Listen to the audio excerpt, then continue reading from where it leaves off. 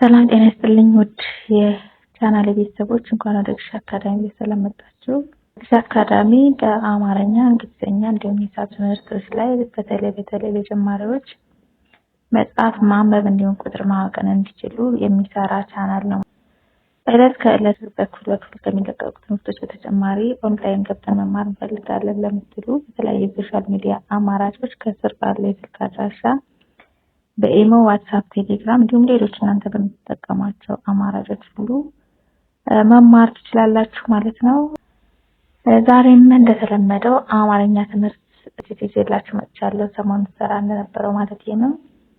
በዛሬው ክፍልም ልክ ከባለፉት 2-3 ክፍሎች የቀጠለ የፊደላትን ቦታ በማቀያየር ቃላትን በቀላሉ መመስረት እንዲሁም ማንበብ መጻፍ እንዴት እንደምንችል አብረን እናያለን። ቀጥታ ወደ ዝግጅቱ ልውሰዳችሁ፣ አብራችሁን ቆዩ። እሺ ባለ 2፣ ባለ 3፣ ባለ 4 ፊደል ቃላትን ነው ዛሬ ያመጣሁላችሁ። እነዚህም ቦታቸውን እያቀያየርን ከቀላል ወደ ከባድ እያለን ነው በስቴፕ የምንሄደው ማለት ነው። ምን ማለት ነው? ቀላላውን 2 ሆሄ ብቻ ያላት ቃል ቀላል ነች ለማቀያየር ቦታዋን እና ከዚህ ተነስተን ባለ 3ም ባለ 4ቶችንም የምናይ ይሆናል። እዚህ ጋር ሙሾ ውድ ቤተሰቦች ምንድነው የምናደርገው? ቦታቸውን ብቻ በማቀያየር ምክንያቱም ቃላት የሚመሰረቱት ትክክለኛ ቦታቸውን ይዘው ሲደረደሩ ነው ፊደላት ማለት ነው። ስለዚህ እነዚህ ፊደላትን ቦታ ማቀያየር። ሙሾ ይላል። በሙ ነበር የጀመረው፣ በመቤቷ ሙ ጀምሮ በሾ ያበቃን ቃል ሾን አስቀድመን ሙን ስናስቀጥል ሾሙ የሚል ሌላ ትርጉም ያለው ቃል መሰረት ማለት ነው። እዚሁ ጋር ባሉት ሙሾ፣ ሾሙ ወይም እንደ አረበኛው ከቀኝ ወደ ግራ ማንበብ ሾሙ። ቀና፣ ና፣ ቀድማ ና ተከትለ የነበረችውን እናን አስቀድመን ደግሞ ቀን ማስከተል ቀና፣ ናቀ። ሩቅ እዩት።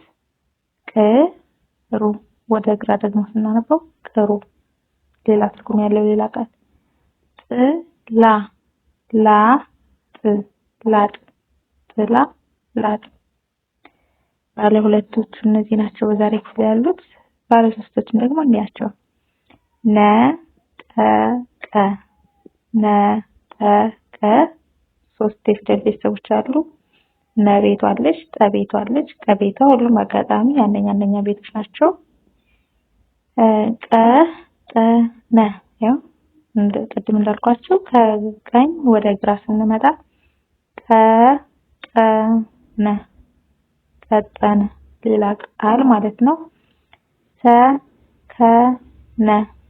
ሰከነ እነዚህም 3 ፊደላት ናቸው። ነከሰ ሰከነ፣ ነከሰ። ትንሽ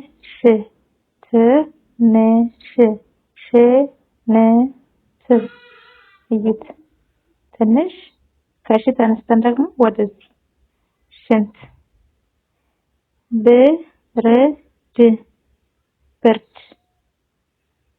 ብርድ የሚለው ቃል ወደዚህ ሲነበብ ድርብ የሚል ሌላ ቃል። ነፈሰ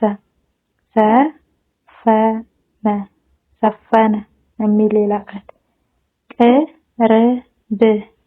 ቅርብ ብርቅ እዚህ ጋር ደግሞ ባለ 4 ሆሄዎቹ ራሳቸውን በመደጋገም የተመሰረቱ ናቸው። እነዚህ ቃላት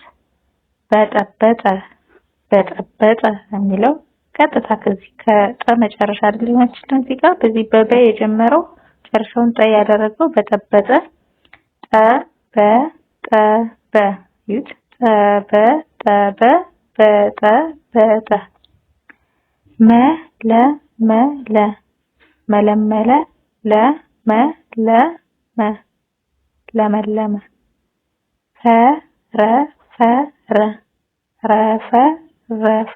ፈረፈረ ረፈረፈ።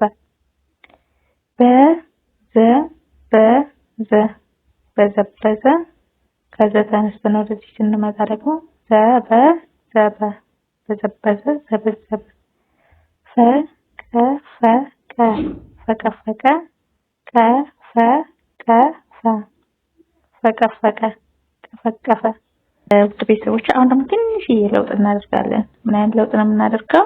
እዚህ ጋር እስካሁን ያየነው ቀጥታ ከቀኝ ወደ ግራ ከግራ ወደ ቀኝ ያነበብን ነበር። አሁን ደግሞ የተወሰኑ ለውጦችን እናደርጋለን ማለት ነው። ለምሳሌ ጥቁር ጥቁር የሚባለው ሶስት ሆሄ ፊደል አለ እዚህ ጋር። ከዛ በጥ ነበር የተነሳ ነው። ጥን ወደ መጨረሻ እንወስዳት። እነዚህ ባሉበት ነው። ቆ ከቆ ከመሃለኛው ጀምረን ቆ ር ከዛ ጥን መጨረሻ ላይ መምጣት። ባጭሩ ምንድነው? ከመሃለኛዋ ተነስተን ቀጥታ ባሉበት እንሄድና መጀመሪያ የነበረችውን ፊደል መጨረሻ ማድረግ። ቁርጥ ቁርጥ ጥቁር ቁርጥ ሸፈተ ሸፈተ ፈተ ከዛ ሸ ፈተሸ። አካሄዴ ግልጽ ነው ቤተሰብ? ምንድነው የምታደርጉት? ከመሃለኛው እንነሳና እዛው ባሉበት ቀጥለን መጀመሪያዋን ፊደል መጨረሻ ላይ ማምጣት። በሸ ተነሳን ያው ሸፈተ። ከዛ በፈ እንነሳ በመካከለኛው ፈተ ከዛ ሸ መጨረሻ ማለት። ጨፈነ ጨፈነ ፈነ ከዛ ጨን መጨረሻ ማምጣት። በመጀመሪያ የነበረችውን ፈነጨ ጨፈነ ፈነጨ። ርግብ ርግብ ግብ ከዛ ርን ወደ መጨረሻ በር ነበር የተነሳ ነው። ግብር ግብር ብለን ወደ መጨረሻ ማድረግ። ቀሰረ ቀሰረ ሰረ ከዛ ቀን መጨረሻ ማምጣት። ሰረቀ ቀሰረ ሰረቀ። ደወለ ደወለ ወለ ከዛ ደን መጨረሻ ማምጣት። ወለደ ደወለ ወለደ። ጥምር ጥምር ምር ከዛ ጥ መጨረሻ ማለት በጣድ ሊጀምር ነው። ከምን ጀምርና ምር ከዛ ጥ ጥምር የሚለውን ጥን ወደ መጨረሻ እንወስድና ምርጥ። ርቀት ርቀት ቀት ር መጨረሻ ማለት ርቀት ቀትር። ሽፋን ሽፋን ውድ ቤተሰቦቼ በእስካሁኑ መንገድ ሳይሆን አሁን ደግሞ ሙሉ ቀይር እናደርጋለን። እዚህ ጋር ጀምረን ሽፋን ብቻ ግን ሁሉም እዚሁ ያሉ ፊደላት ብቻ ነው የምንጠቀመው። ሽፋን የሚለው ቃል ላይ ሌላ ቃል ለመስረት ሌላ ጥምረት እንፈጥራለን። ፋ ከዛ መጀመሪያ የነበረችው ሽ ደግሞ መሃል ላይ ፋሽን ን ባለችበት ምንድን ያደረግነው የፋንና የሽን ቦታ አቀያየርናቸው። ፋሽን እዚህ ጋር ባለ አራት ሆሄ ፊደል አለ። እዩት። መቤት ከቤት ተቤትና ለቤት አሉ። ምክትል ይላል። ምክትል የሚለውን ቃል ምል ምክ የነበረው ምል ከዛ ክ ከዛ ት ምልክት ምልክት የሚል ሌላ ቃል መመስረት ቻለን። ከምክትል ላይ ተነስተን ያቸው ሁሉም ፊደላት የት ያሉ ናቸው? እዚህ ውስጥ ያሉ ናቸው። የቃሉን ትርጉም የቀየሩት ምን ሲሆኑ ነው? ቀደም ተከተላቸው ሲቀያየር ማለት ነው። ምክትል ይል የነበረው ምልክት። ዳቃል ንግድ ንግድ ግንድ። አሁን ደግሞ ምንድን ያደረግነው የንንና የግን ቦታ ማቀየር። ንግድ ድብ አለችበት ነች መጨረሻ ነች ዝምታ ግንድ። መዘነ መዘነ ዘመነ የመንና የዘን ቦታውን ቀያየር። ዘመነ መዘነ ዘመነ። ሰፈነ ሰፈነ ሰነፈ። አሁን ደግሞ ንንና ፈን ቀያየርን ማለት ነው።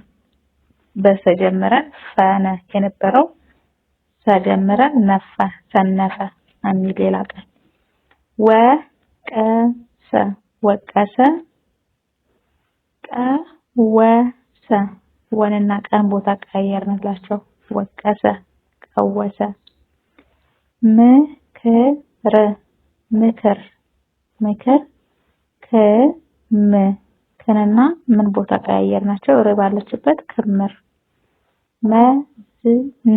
መዝን መንዝ ንና ዝን ቦታ ቀያየርን። መ ባለችበት መዝን የሚል ሌላ ቃል፣ መንዝ የሚል ሌላ ቃል።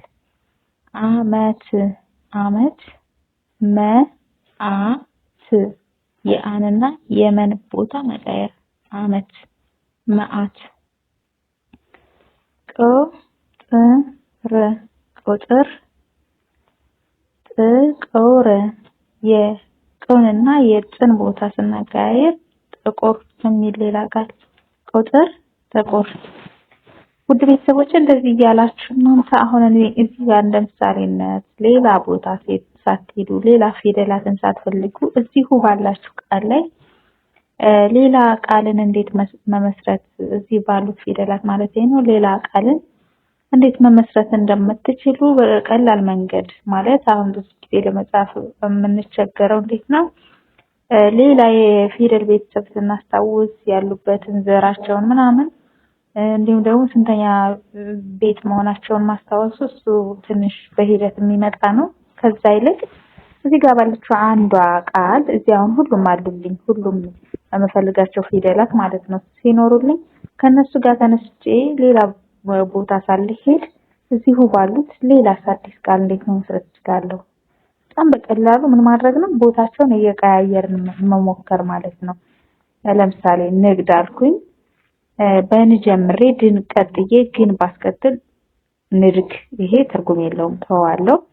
ሌላ በግ ጀምሬ ድን ቀጥዬ ንም ብቀጥል ድን ይሄም ሌላ ትርጉም የለውም ተዋለው። ልክ እንደዚህ ያረግን ጥምረት እየፈጠርን የነሱ ቀደም ተከተል የነሱ አቀማምጥ ፊደላቱ ማለት ነው ትርጉም አዘል ሌላ ቃላት መመስረት እንደሚያስችለን በዛውም እንዴት ነው ቃልን መጻፍ የምንችለው ማንበብ የምንችለው የሚለውን እንድንለማመድ በጣም ቀላል መንገድ ይሆንልናል ብዬ ስላሰብኩ ነው። ውድ ቤተሰቦቼ እስካሁን ተከታተሉ ስለነበራችሁ እጅግ በጣም ነው የማመሰግነው። ትምህርቱን ከወደዳችሁት ለሌሎችም እንዲደርስ ሼር፣ ላይክ እንዲሁም ደግሞ ቤተሰብ ሳትሆኑ እየተከታተላችሁ የነበራችሁ ካላችሁ ሰብስክራይብ እያደረጋችሁ ቀጣይ የምሰራቸው ትምህርቶች እንዲደርሳችሁ ማድረግ ትችላላችሁ ማለት ነው። ለኔም ደግሞ በእንደዚህ መንገድ ብትሰሪልን የምትሉት ሐሳብ አስተያየት ካላችሁ ኮሜንት ስር ጻፉልኝ።